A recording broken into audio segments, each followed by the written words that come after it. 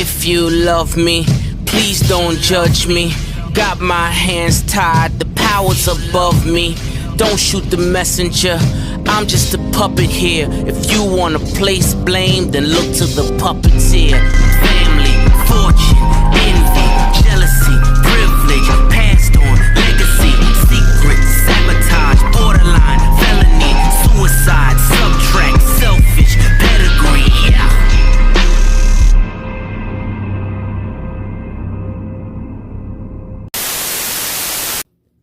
How's it going, everybody? It's C-RadTV back here in our video. So, of course, it's time to continue on to What If NASCAR Had the F1 Points Format series. So, the last time in the series, we took a look at the ARCA West Series in the 1980s. They learned that a couple things would have changed, but for the most part, a lot of things stayed the same under the F1 Points format. And in this part, we're going to continue on looking at the ARCA West Series by now taking a look at the 1990s. To see what would have changed under the F1 points format and what would have stayed the same had they used the F1 points format. So, of course, before we jump into it, of course, I just do want to mention, though, real quick, that I do have an Instagram and a Twitter page for NASCAR with F1 points. An exclusive page for it for exclusive content. So, if you want to follow it, the links are down in the description down below if you want exclusive content from those on NASCAR with F1 points for all the series and all that. It's all there. So if you want to check those out, click the links in the description down below. Anyway, continuing on though, after that little shameless plug, here are the points formats we're going to be using. The 2 points formats for this part. And before we continue on, let me once again stress out that this is just a hypothetical scenario. I know everyone would have raced differently had they used the F1 points format. This is just for fun. So now, with all that out of the way, let's go ahead and let's just jump right into this. So the 1990 season, it was mainly a 3-man battle for the championship, and those 3-man battle consisted of Bill Schmidt, Bill Sedgwick, and Roy Smith. Those three were the class of the field all year in terms of speed and consistency. In the end, though, Bill Schmidt and Roy Smith would fail to be consistent in key moments of the year when it mattered the most. Bill Sedgwick would take full advantage of it, and he would pull away late in the year. And Bill Sedgwick would walk up his second straight championship with around a race to go in the season. So Bill Sedgwick would go back-to-back in 1990.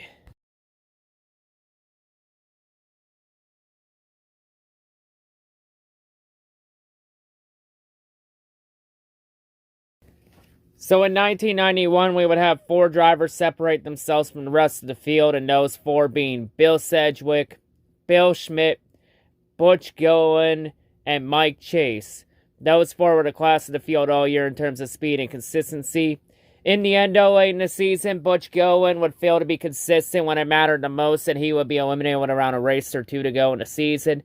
So in the end, the championship would go all the way down to the season finale, with Bill Sedgwick entering with a 6-point lead over Mike Chase and a 6-point lead over Bill Schmidt. So Chase and Schmidt, but for one of those two to win the title, they would have to win the race and have Bill Sedgwick finish at least 6th or worse, or 5th or worse to win to have a shot at the championship. Bill Sedgwick just needed to stay close to either of those two to win the title. In the end, though, the 1991 season finale at Phoenix, it was mainly full of Cup drivers. And the race was dominated by Cup drivers, as all 3 would not even come close to scoring any points in the season finale. So the championship ended up being decided a race prior, which meant that Bill Sedgwick would win the title by default. So in 1991, Bill Sedgwick would win his 3rd consecutive ARCA West championship in 1991.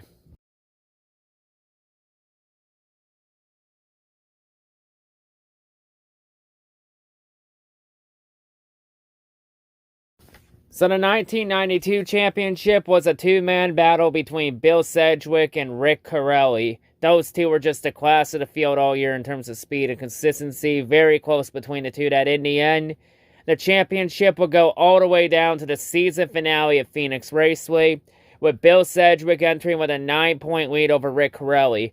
So Rick would effectively need to win the race and would need Bill Sedgwick to finish outside the points. So he would need a win and Cedric to finish 7th or worse to win the title. Cedric just needed to finish in the points and he would win the title. In the end, though, the season finale would be dominated by Cup drivers, as Cup drivers dominated the race, and Cedric and Corelli would not even come remotely close to scoring any points in the finale. So once again, the championship was effectively decided the race prior in an anticlimactic season finale. So Bill Cedric would win his 4th consecutive ARCA West Championship by default by 9 points. So Bill Cedric would still win the championship in 1992 and would go 4 in a row.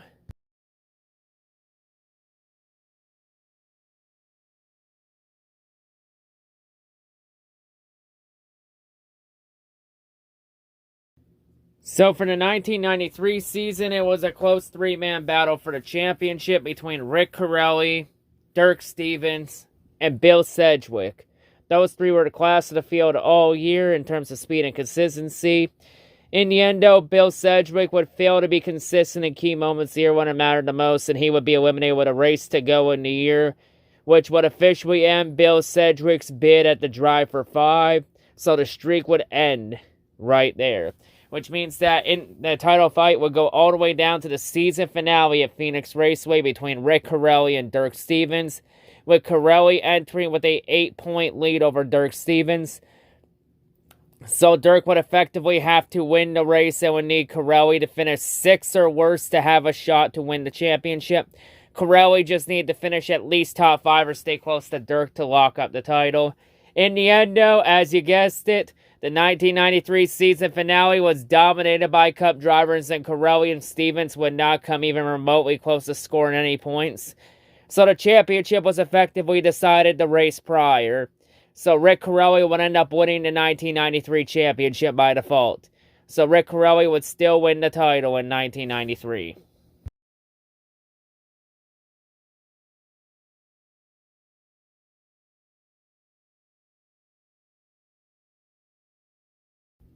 So the 1994 season, we would have a very close 2-man battle for the championship between Mike Chase and Ron Hornaday Jr. The Hornaday that dominated the Truck Series. That should narrow it down.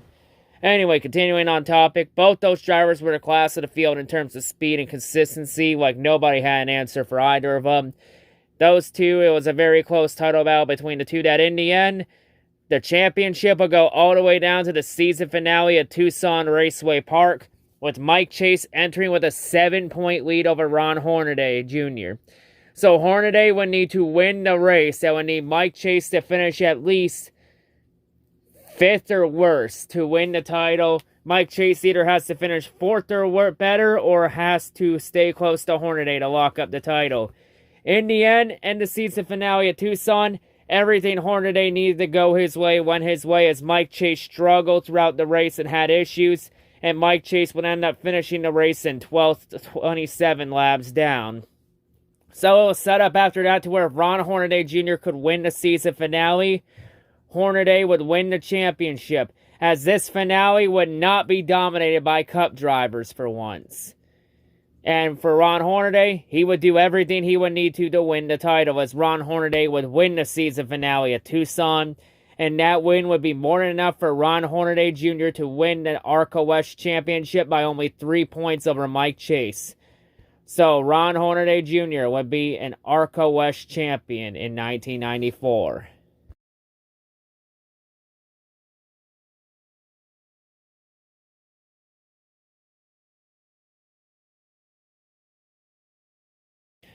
So the 1995 season, it was all about Doug George. Like, Doug was just a class of the field all year in terms of speed and consistency. Like, nobody had an answer for Doug in 1995.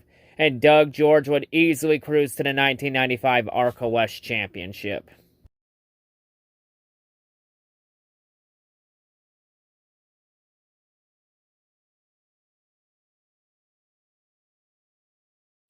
So the 1996 season, we would have a close three-man battle for the championship, with those 3 being Lance Hooper, Jeff Crow, and Butch Gilliland.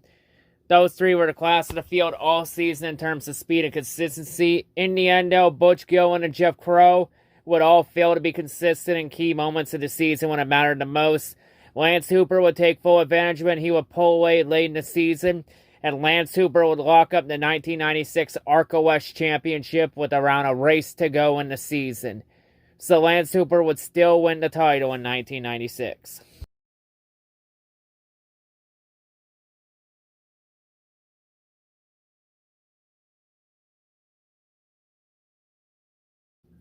So the 1997 season, it was a close three-man battle for the championship between Butch Gilliland, Sean Woodside, and Gary Smith.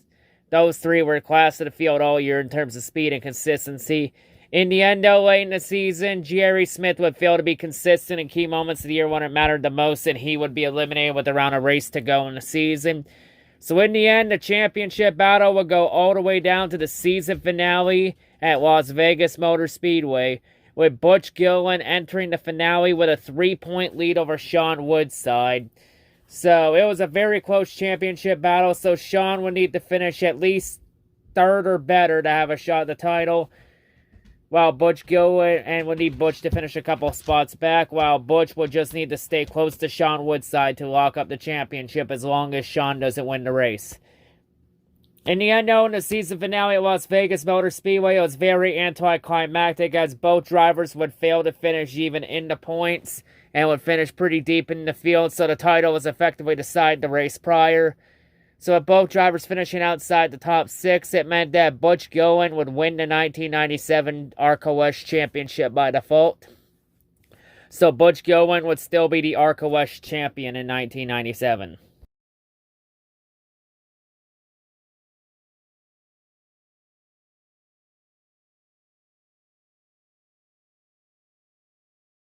So the 1998 season, it was all about Kevin Harvick, as Kevin Harvick was the class of the field in terms of speed and consistency. Like, nobody had an answer for Harvick.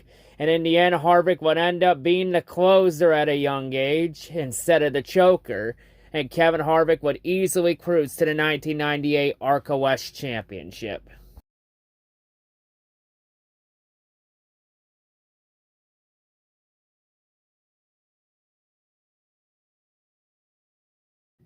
So for the 1999 season, it was one of those seasons where there wasn't a clear-cut dominant driver all year. Like, there were multiple drivers being for the title. In the end, though, for the season finale at Twin Rings Motegi up in Japan, the one time that NASCAR went overseas to the land of the rising sun, we would have a 6-man battle for the championship entering Twin Rings at Motegi, with Bill Sedgwick entering with a 1-point lead over Sean Woodside and Butch Gilliland, a 4-point lead over Austin Cameron, a 5-point lead over Kevin Richards, and an 8-point lead over Mike Wallace. So the top 6 were only separated by 8 points. And of course, for the finale, Bill Sedgwick did not travel overseas for the finale, so that would officially eliminate him from the title fight. So it ended up being between those 5 drivers, so it was really going to be a close battle. Like, Mike Wallace was the long shot. He would pretty much need to win the race. It would need everyone else to struggle. Everyone else just need to stay close to each other in order to have a shot at the title. In the end, in the season finale at Twin Rings Motegi, Butch Gilliland would be in a crash. It would have multiple issues throughout the race, and Gilliland would end up finishing in 21st, 70 laps down. So that would officially eliminate Butch Gilliland from title contention. And then Mike Wallace, he would end up overheating late in the race and would end up having to retire, finishing in 19th. So that eliminated Mike Wallace from the title picture. Sean Woodside would end up finishing 5th in the season finale, but that finish would not be enough with Austin Cameron and Kevin Richards competing for the win. So that would eliminate Sean Woodside from the title fight.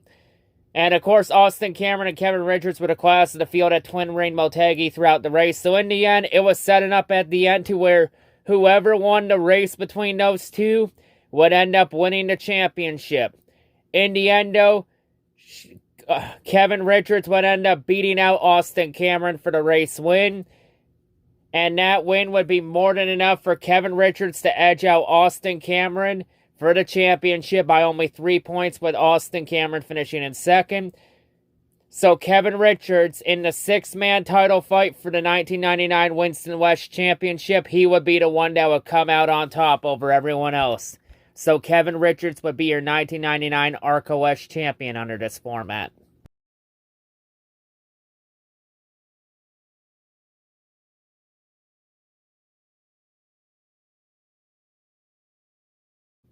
So anyway, that's going to wrap it up here for this part of the What If series of looking at the ARCA West in the 1990s. So yeah, there was quite a few things that would have happened had they used the F1 points format. We would have had a lot of close championship battles. Like in terms of championship battles that went down to the season finale, we had 6 title fights go down to the season finale in the 90s under this format. And we would have only 3 title changes in the 90s under this format. Those being 1990, 1994, and 1999. And of course, the 1999 season had the 6-man battle for the championship at Twin Ring Motegi in Japan. So yeah, a couple things would have changed in this part. A few things would have stayed the same for sure.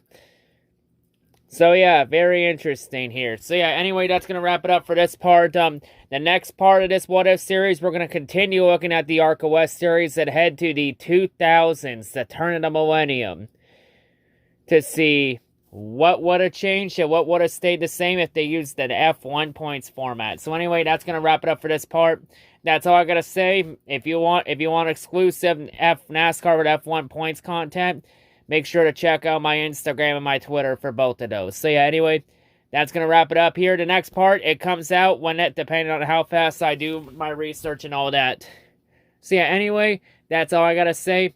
Hope everyone's a great day, and I'll see you on whatever I make next. Peace.